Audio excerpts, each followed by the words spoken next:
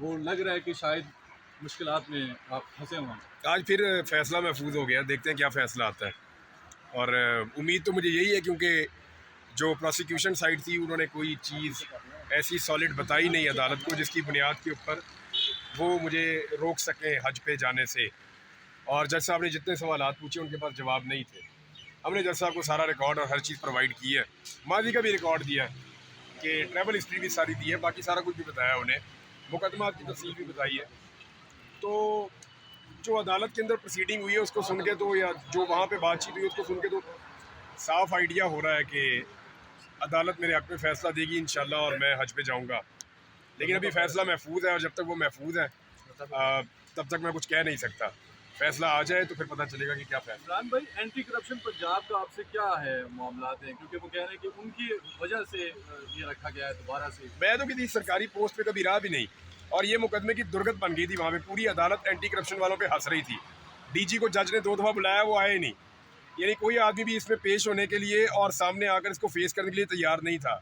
और anti corruption का अमला मेरे से बाकायदा मादरत कर रहा था बार बार कि खान साहब हम मजबूर हैं, हमें गवर्नमेंट ने मजबूर किया हुआ है, वरना हमें पता है कि आपका इससे कोई ताल्लुक नहीं है।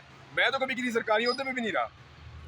इमरान भाई, ये बता दें हुकूमत को क्या खतरा है अगर आप बाहर शिफ्ट हो जाते हैं या बाहर चले जाते ये हैं? तो हुकूमत बता सकती है कि हुकूमत को क्या खतरा है। मुझे तो समझ नहीं आ रही कि मैं यहाँ पे भी इमरान रियाज हूँ और बाहर भी इमरान रियाज हूँ और वापस आके फिर इमरान रियाज हूँ। पहले मैं कई दफ़ा ट्रैवल कर चुका हूँ।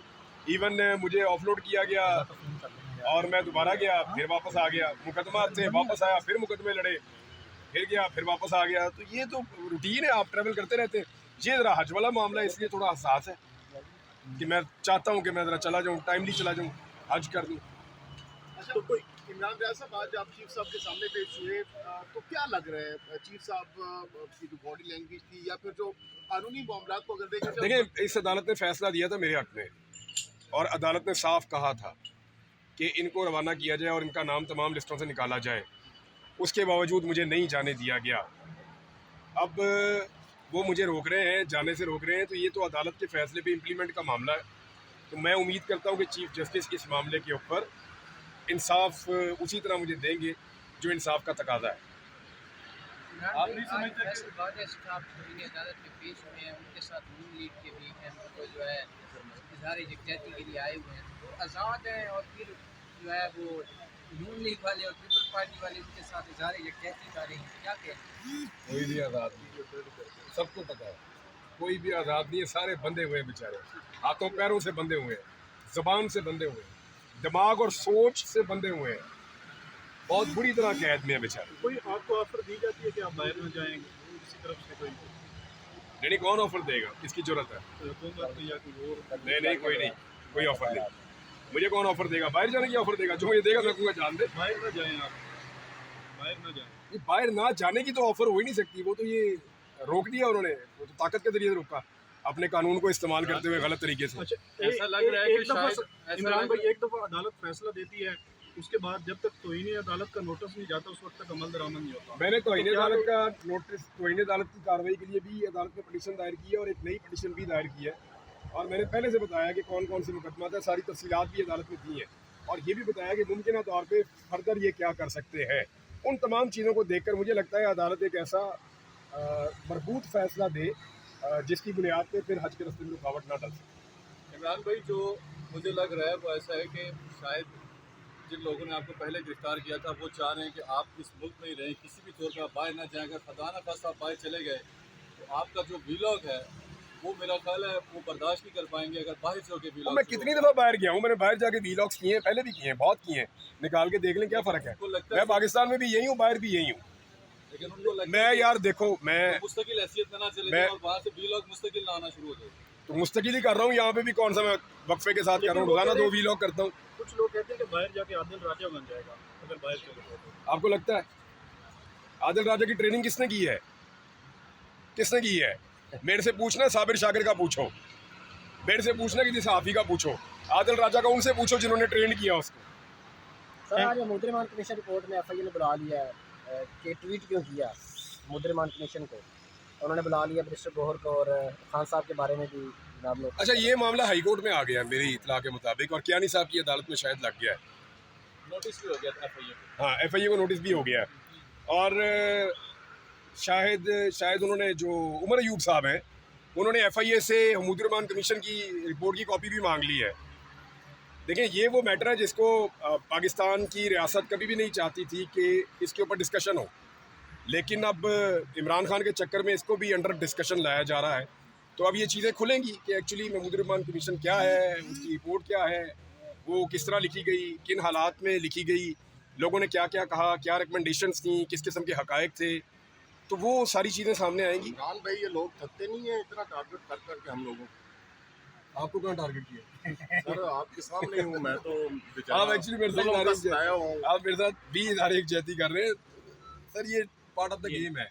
देखें, कभी उधर कभी इधर ये चलता ही रहता है जब से है, इसीलिए तो हम कहते हैं कि सबको अपनी डोमेन में रहना चाहिए, मुल्क में रूल ऑफ लॉ होना चाहिए। अच्छा, रात को आपने एक बच्चे के साथ इंटरव्यू भी दी आपने उनको, तो आपने उनको कहा कि मैं वहाँ जाकर सबके लिए दुआ भी करूँगा, तो अपने मुखालिफिन के लिए भी दुआ करेंगे? मैं सबके लिए दुआ करूँगा, अल्लाह ताला सबको वो हदायत दे, कम से कम हदायत की दुआ तो की जा सकती है। इमरान भाई, ये जो जलसे हो रहे हैं, ठीक है, जब भी जलसा करते हैं खैबर पख्तूनख्वा, जब भी जलसा करते हैं खैबर पख्तूनख्वा, इससे क्या असर तासुर किया जा रहा है कि पंजाब में वो कर नहीं सकते या आवाम को इकट्ठा नहीं कर सकते, या जो ये कर रहे हैं क्या पंजाब में अगर ये जलसे करें तो ज़्यादा प्रेशर नहीं डाल सकते? मेरे ख्याल में खैबर पख्तूनख्वा में 1 मिलियन आदमी भी इकट्ठा करें कोई फर्क नहीं पड़ता। पंजाब में अगर 50,000 आदमी इकट्ठा करें तो उससे ज़्यादा इम्पैक्ट है। तो ये पाकिस्तान तहरीक इंसाफ के सोचने की बात है, इतनी पसली तो एक पॉलिटिकल पार्टी में होनी चाहिए। Thank you. इमरान भाई के खिलाफ तो भी बोल रहा है, शहबाज शरीफ भी बात कर रहे हैं, तो आपके ख्याल में वाकर साहब क्या सोच रहे हैं? शहबाज शरीफ भी साथ जाए मेरे? एक होता है नादान दोस्त, वो ज़्यादा प्रॉब्लमेटिक होता है दाना दुश्मन से।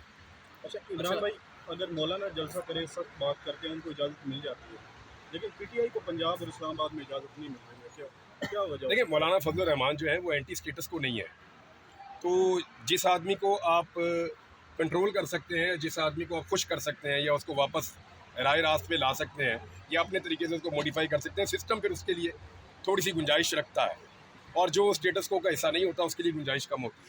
इमरान भाई, ये बताइएगा कि आपने कहा कि मैं अपने मुखालिफिन के लिए भी दुआ करूंगा, तो सबसे टॉप पे ऐसा कौन है जिसके लिए आप दिल से दुआ करेंगे, अल्लाह उसको हिदायत या वो मेरे और अल्लाह का मामला है कि मैं क्या दुआ करता हूँ, लेकिन एक बात गारंटीड है कि मैंने कभी आज तक अपनी ज़िंदगी में किसी को भी बददुआ नहीं, और वो मैं नहीं दे रहा। हिदायत की दुआ, लेकिन सबसे टॉप पे कौन है जिसके लिए हिदायत की दुआ करेंगे? सबके लिए, आपके लिए भी, इमरान मेरे भाई, लिए। 30 सेकंड रह गए अच्छा आपके। इमरान भाई, आखिरी सवाल बताइएगा कि जब आप वापस आए थे, आपने गुज़िश्ता रोज़ कहा कि जब मैं वापस आया तो मेरे चैनल की बोली लगाई गई, किसने बोली लगाई और कितनी बोली लगी आपके चैनल की? ये जो YouTube चैनल है, जी यूट्यूब नहीं वो मैंने फिर बात ही नहीं सुनी।